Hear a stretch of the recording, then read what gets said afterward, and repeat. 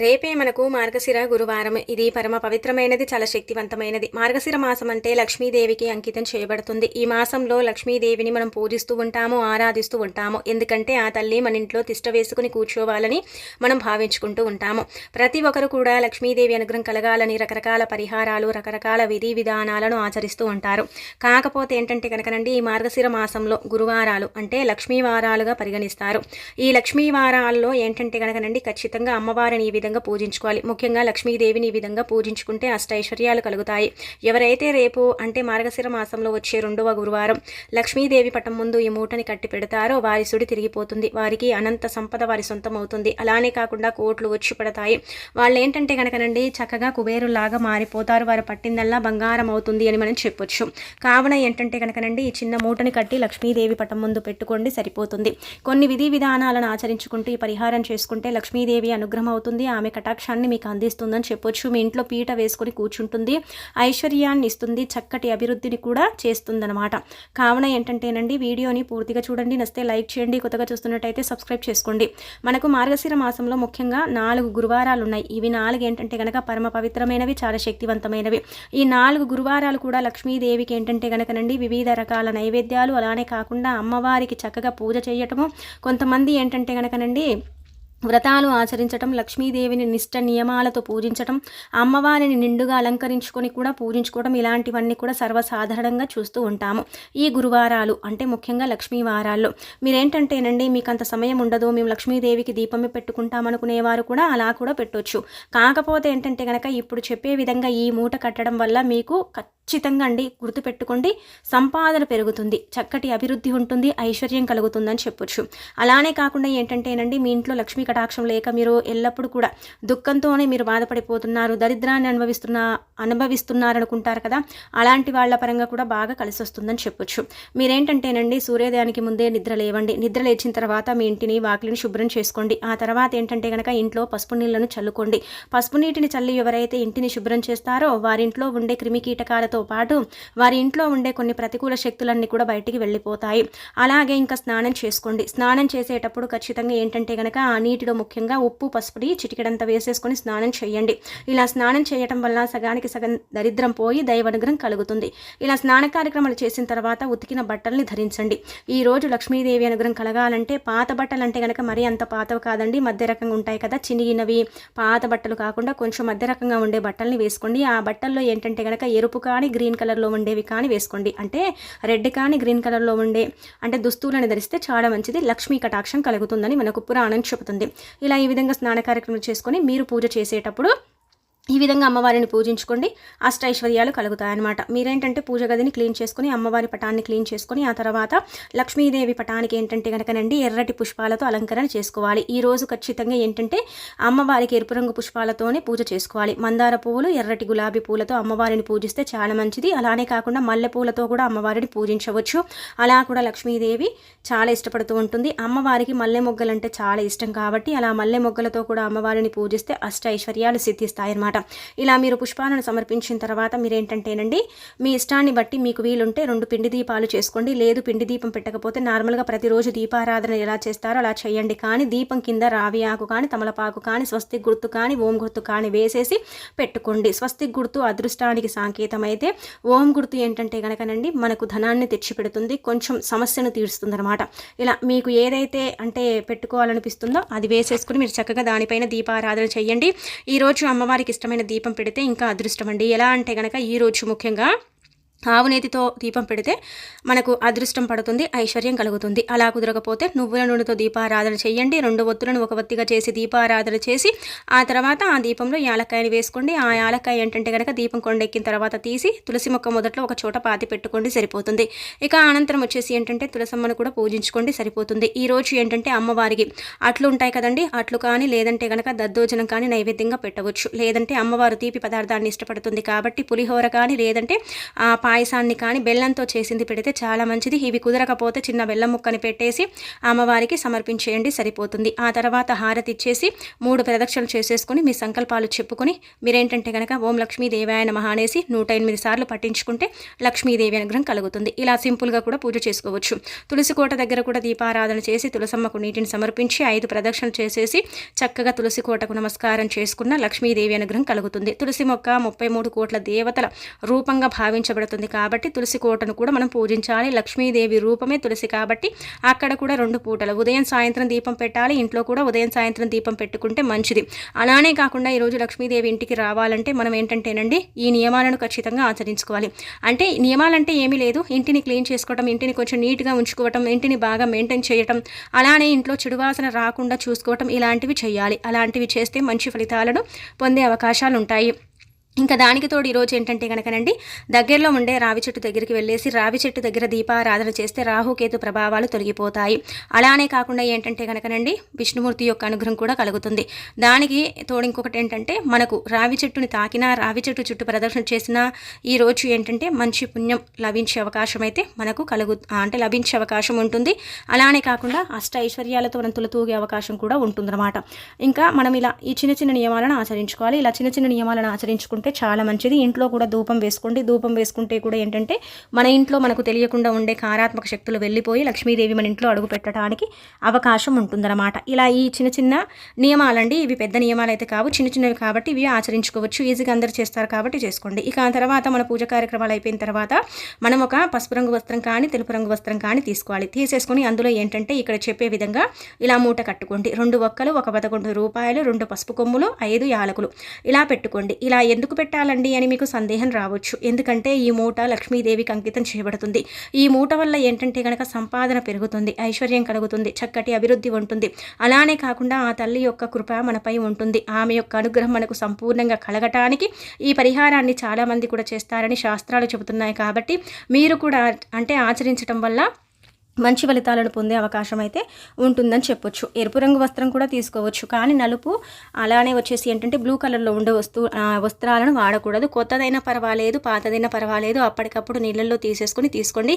లేదంటే కనుక మన దగ్గర హ్యాండ్ కర్చీపులు ఉంటాయి కదా, అవి కూడా కొత్తవి తీసుకొని అప్పటికప్పుడు నీళ్ళల్లో తీసేసుకొని ఈ పరిహారం చేయొచ్చు. రైక ముక్క ఉంటే దాని నుంచి కూడా కొంచెం వస్త్రం తీసుకొని కూడా మనం పెట్టుకోవచ్చు. ఇలా పెట్టుకున్నప్పుడు ఏంటంటే కనుక గుర్తు పెట్టుకున్నారు కదండి, 11 రూపాయలు, 5 యాలకులు, 2 పసుపు కొమ్ములు, ఆ తర్వాత 2 ఒక్కలండి.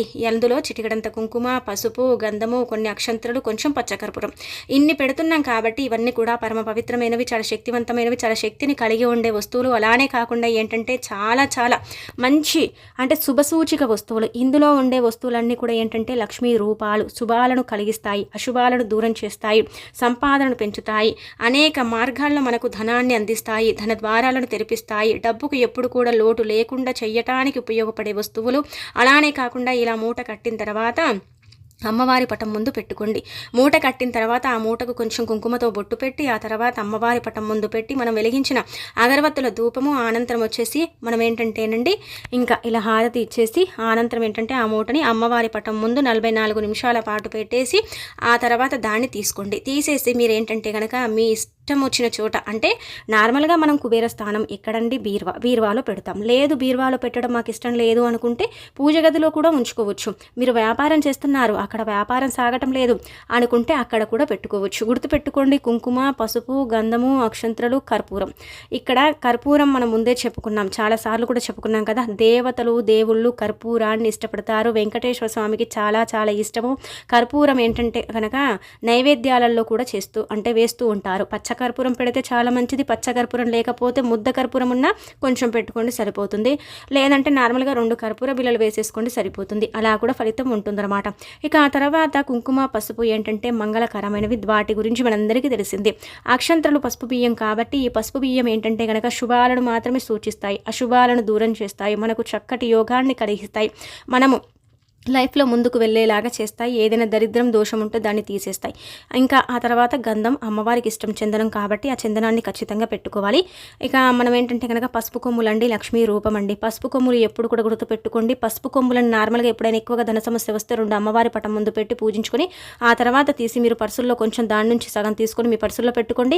లేదంటే అవి 2 తీసేసి మీరు వ్యాపారం చేస్తున్నారు, ఆ వ్యాపారం అంతా కూడా లాసుల్లో నడుస్తుందంటే తీసేసి మీ గల్లా పెట్టెల్లో పెట్టుకోండి. చూడండి ఆ తర్వాత మీ సంపాదన ఎలా ఉంటుంది, మీ యొక్క సంపాదన ఎలా ఆకర్షించబడుతుంది అనేది చూసి మీరు ఆశ్చర్యపోతారనమాట. అంత చక్కగా ఈ పసుపు కొమ్ములు ఉపయోగపడతాయండి. పసుపు కొమ్ములకు చాలా చాలా శక్తి ఉంటుందన్నమాట.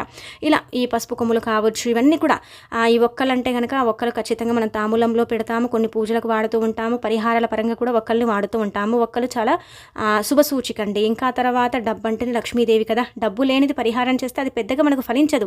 అందుకే ఖచ్చితంగా ఏంటంటే కనుక డబ్బు ఉండాలి. 11 రూపాయలు అందులో పెట్టిన వస్తువులు ఏవి కూడా చెడిపోవు. అవేంటంటే కనుక మనకు 2 నెలల వరకు పనిచేస్తాయి. 2 నెలల తర్వాత తీసేసి పారే నీళ్ళు ఎక్కడుంటే అక్కడ పడేసి ఆ తర్వాత వాటిని ఏంటంటే కనుక మళ్ళీ ఇలాంటి మంచి తిదివార నక్షత్రం ఉన్నప్పుడు ఇలాగే మూట కట్టి మన దగ్గర పెట్టుకోవాలి.